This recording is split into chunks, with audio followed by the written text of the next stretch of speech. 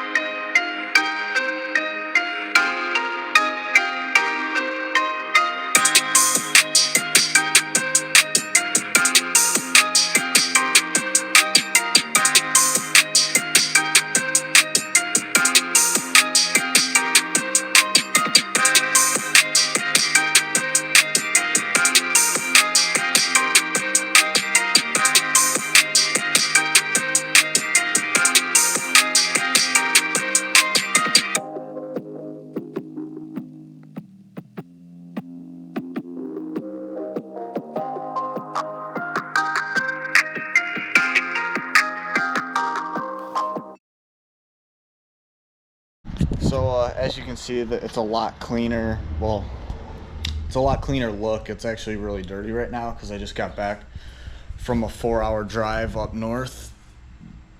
But I think it turned out awesome.